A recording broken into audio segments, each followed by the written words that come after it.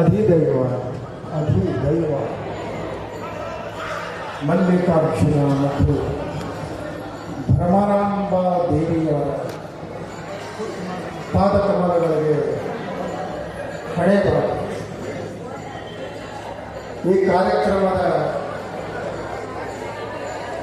ಸಾನ್ನಿಧ್ಯವನ್ನು ವಹಿಸಿದಂತಹ ನಾಲ್ವರು ಪರಮ ಪೂಜ್ಯ ಪಾದಗಳಿಗೆ ಅನಂತ ಪ್ರಣಾಮಗಳನ್ನು ಸಲ್ಲಿಸಿ ವೇದಿಕೆಯಲ್ಲಿರುವಂತಹ ಎಲ್ಲ ಗಣ್ಯಮಾನ್ಯರಿಗೆ ಮತ್ತು ಈ ಶರೀರ ಎಲ್ಲ ಮಲ್ಲಯ್ಯನ ಭಕ್ತರಿಗೆ ಮತ್ತು ರೈತರಿಗೆ ವಂದನೆಗಳನ್ನು ಸಲ್ಲಿಸಿ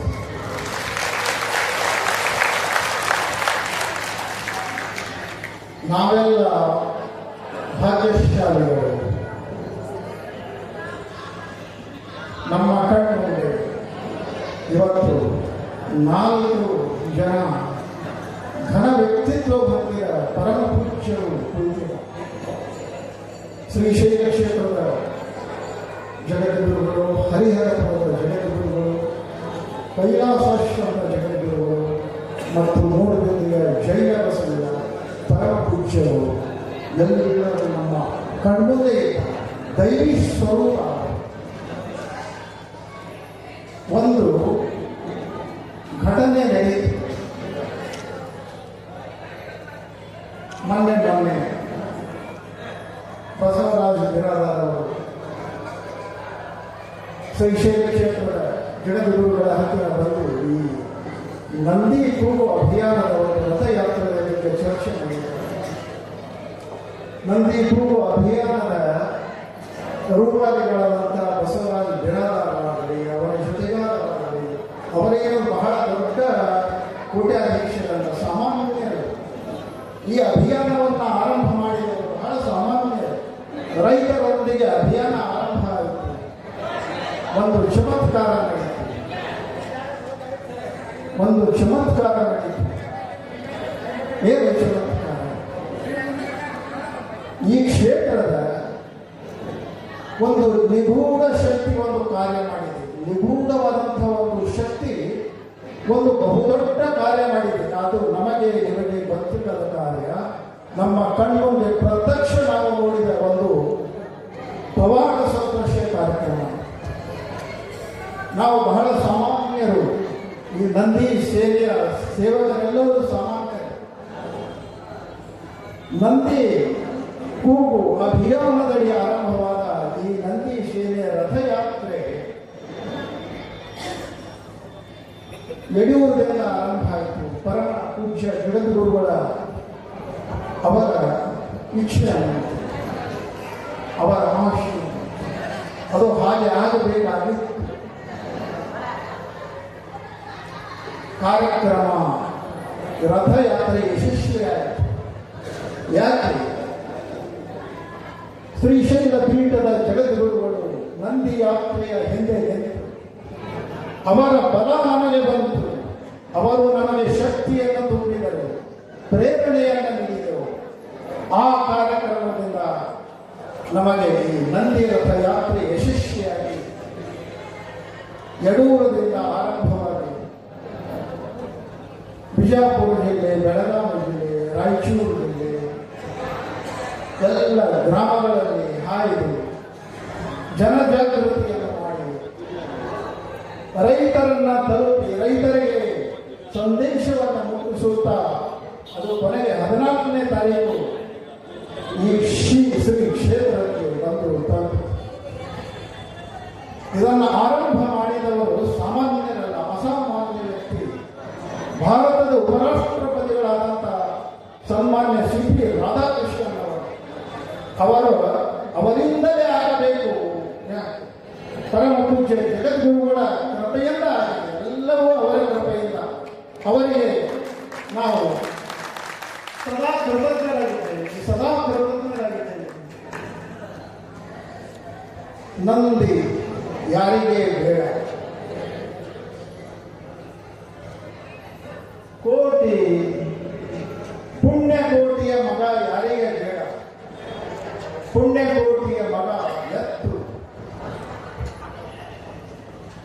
ಯಾರಿಗೆ ಬೇಡ? ಮನುಕುಲವನ್ನು ಉಳಿಸಿದವನೇ ಪುಣ್ಯಕೋಟಿಯ ಮಗ. ಸಾವಿರಾರು ವರ್ಷಗಳಿಂದ ಮನುಷ್ಯರನ್ನ, ಮನುಷ್ಯ ಕುಲವನ್ನ ಉಳಿಸಿ ಬೆಳೆಸಿದವನೇ ನಂದಿ. ಆತನಿಂದಲೇ ಮನುಷ್ಯ ಕುಲ ಇಲ್ಲಿಯವರೆಗೂ ಬೆಳೆದು ಬಂದಿದೆ, ಉಳಿದು ಬಂದಿದೆ, ಮಣ್ಣು ಉಳಿದು ಬಂದಿದೆ, ರೈತ ಉಳಿದು ಬಂದಿದ್ದಾನೆ. ಇಂಥ ಒಬ್ಬ ನಂದಿ ಪುಣ್ಯಕೋಟಿಯ ಮಗನ ಒಂದು ಕಥೆ. ಏನಾಯಿತು ಕಥೆ?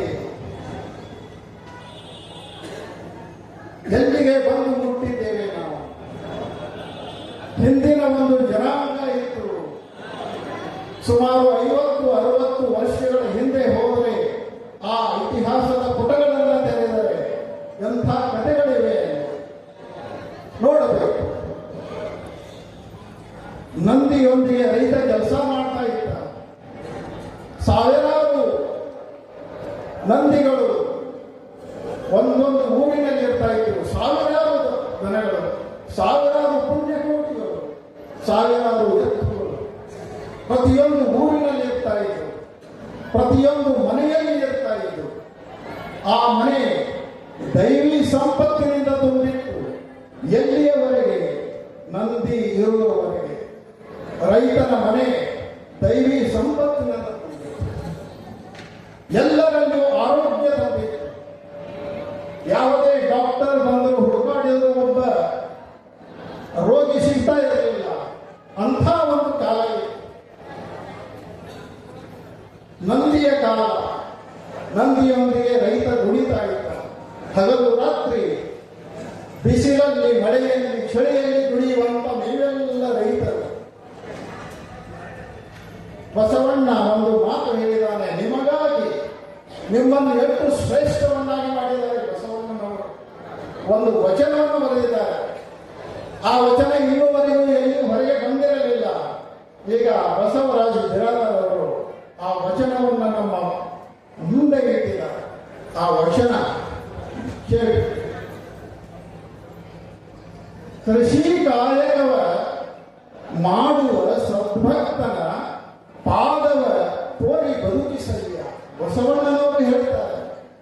ಬಸವಣ್ಣನವರು ಕೃಷಿ ಕಾಯಕವ ಮಾಡುವ ಸದ್ಭಕ್ತನ ಪಾದವ ತೋರಿ ಬದುಕಿಸಲಿಯ. ಹಾಗೆ ಹೇಳಿದ್ದಾರೆ. ನಿಮ್ಮ ಬಗ್ಗೆ ಹೇಳಿದ್ದಾರೆ. ನಿಮ್ಮನ್ನ ಎತ್ತರದಲ್ಲಿ ಕೂಡಿಸಿದ್ದಾರೆ. ತಾವು ಸಣ್ಣವರಾಗಿದ್ದಾರೆ. ಬಸವಣ್ಣನವರು ನಿಮ್ಮ ವ್ಯಕ್ತಿತ್ವವನ್ನ ಅವರು ಹೀಗೆ ಹೇಳ್ತಾರೆ. ಮತ್ತೆ ಒಂದು ಮಾತು ಹೇಳ್ತಾರೆ. ಆತನ ಅಂದರೆ ರೈತನ ತನು ಶುದ್ಧ, ಮನಶುದ್ಧ, ಭಾವಶುದ್ಧ. ರೈತನ ತನು ಶುದ್ಧ, ಮನಶುದ್ಧ, ಭಾವಶುದ್ಧ. ರೈತನ ಮೂರನೇ ಮಾತು, ರೈತನ ಮನೆಗಳೇ ಹೊತ್ತು ಲಿಂಗಾರ್ಚನೆಯ ಮಾಡಿದ ಗುರುಪಾವನ.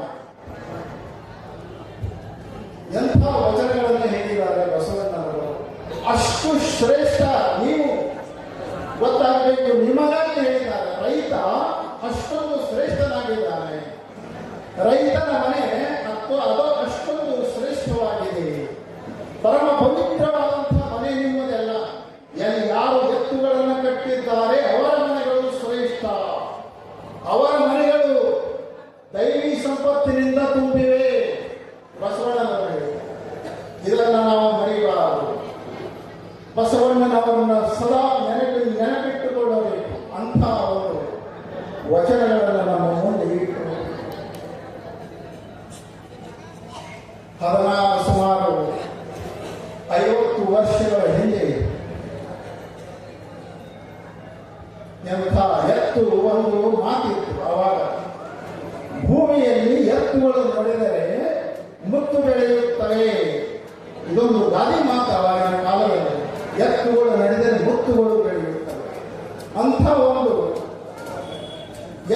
ಎತ್ತುಗಳ ಮತ್ತು ರೈತನ ಒಂದು ಕಾರ್ಯ ನಡೀತಾ ಇತ್ತು.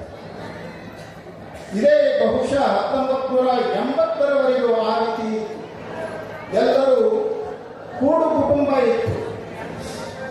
ರೈತ ಸಮೃದ್ಧಿಯಲ್ಲಿದ್ದ, ಸುಖ ಸಂತೋಷದಲ್ಲಿದ್ದ. ಎಲ್ಲ ಊರುಗಳಲ್ಲಿ ಸುಖ ಸಂತೋಷ ಸಮೃದ್ಧಿ ತುಂಬಿತ್ತು. ಯಾವ ಮನೆಯಲ್ಲಿಯೂ ರೋಗಿಗಳೇ ಡಾಕ್ಟರ್ಗಳು ಹುಡುಕ್ತಾ ಇದ್ರು ಬಂದು ರೋಗಿಗಳನ್ನು.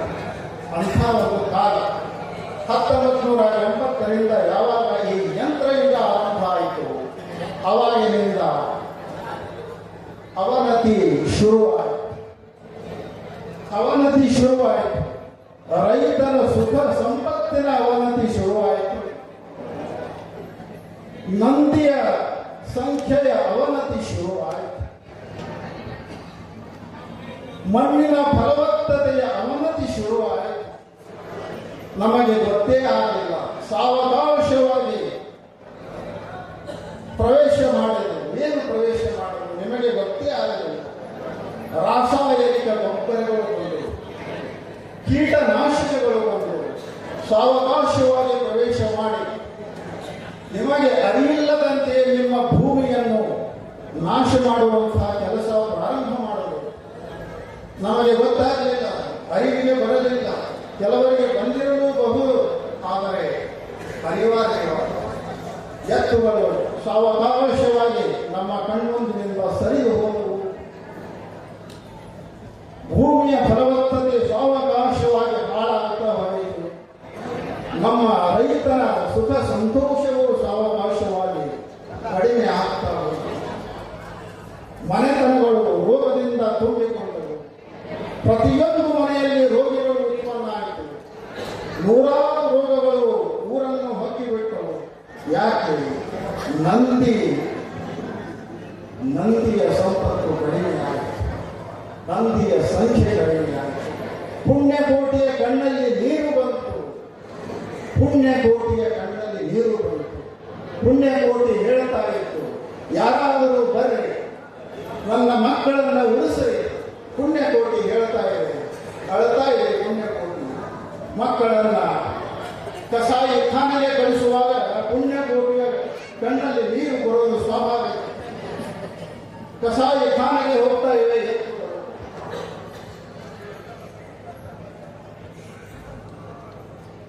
ಸಮಯದ ಅಭಾವ ಇದೆ.